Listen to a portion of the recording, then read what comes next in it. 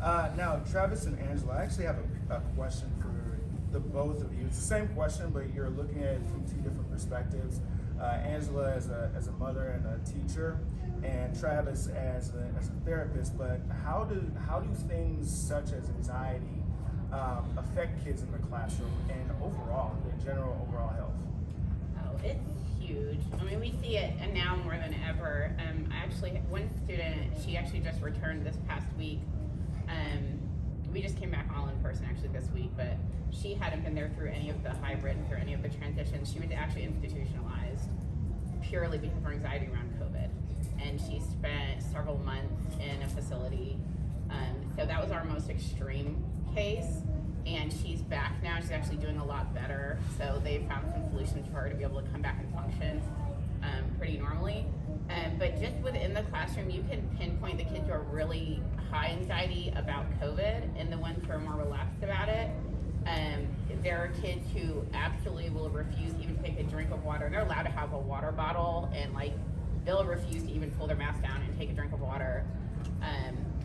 There's a girl who comes in, and even though we clean the desk between class, she needs to clean her own desk.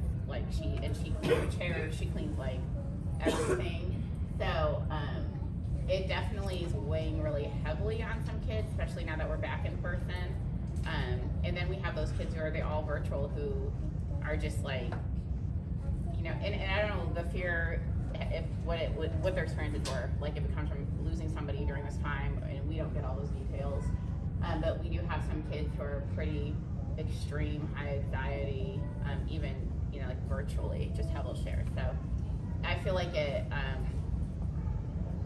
the impact is enormous on the learning, and even for those kids who have so much anxiety that they want to stay home full virtual, and you just know they're not getting the same academic experience being at home, and that's going to be a trickle-down effect also.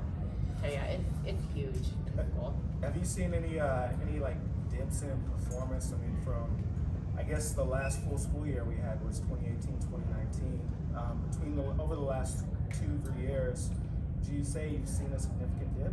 So we actually just did our first official testing. We use NWEA. Some of you might be familiar with that. We just did our first official testing this week. Personally, I was shocked by a lot of my kids grew, and I don't know how. I truly don't. They're not as engaged. Maybe they're just taking things more seriously because the environment is so much more serious at school now. There's not as much socializing and silliness, things like that. But I know there's a lot of talk. I'm sure people heard on the news and things over state testing, the fairness of it. The expectation is that it will drop.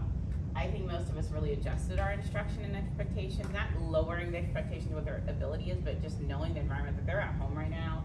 And I think that the expectation for what they're really going to get done at home and how engaged they're going to be in a Zoom class has been adjusted. So academically, they're not receiving the same level of instruction. So we expect our scores for iLearn are going to probably plummet. And that's okay. This isn't a normal situation. Yeah, and same question for you, Travis. What I've noticed is that whatever mental health issue anybody has a gravity toward, if you tend to be a little bit anxious, the burner's going to get turned up and you're going to be a lot anxious. If you tend to be a little bit depressed, that's going to get turned up, you're going to be a lot depressed. If you have a little bit of ADHD, you're not going to be able to pay attention at all. If you've got a trauma history, the trauma symptoms are going to come to the surface more. The two things that really impact keeping the symptomology of this stuff under control is using coping skills effectively and asking for help when you need it.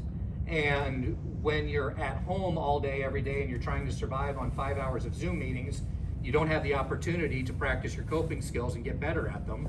And you don't have trusted adults to ask for help other than your parents, who are also very, very stressed. And so, yeah, everything has gotten worse. Anxiety's gotten worse, depression's gotten worse. Suicide rates have gone up something like 600% this year.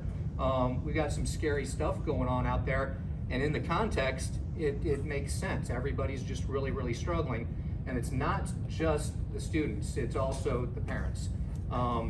Parents are having an incredibly stressful year. particularly single parents.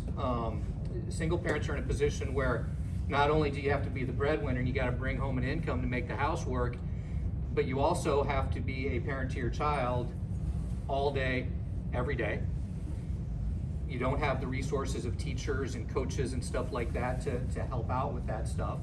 Daycares, you don't have daycares in the same way that we did a year ago. And you're expected to make sure your kids are getting their work done. And you just can't do all of it. It's impossible to expect you're gonna do all of it. So leading into the second question about is there a dip in performance? Absolutely. And it's not just a dip in performance for kids and students, it's a dip in performance for everybody, adults alike. You know, me as a therapist, I cannot do the same job on Zoom meetings interacting with people that I can when I used to be at the office. It just doesn't work. And I think almost everybody's job is impacted to some extent that way. Everybody's firing on 6 instead of 8 cylinders right now. And that's going to reflect in how you perform at work. It's going to reflect on how you perform as a student, as a parent, in everything. And at some level, we just have to have patience and grace and recognize that everybody's doing their best. Students are doing their best, teachers are doing their best, parents are doing their best. And right now, our best isn't what our best normally is. And we just have to understand that, keep forging ahead, keep supporting each other. Things will improve at some point.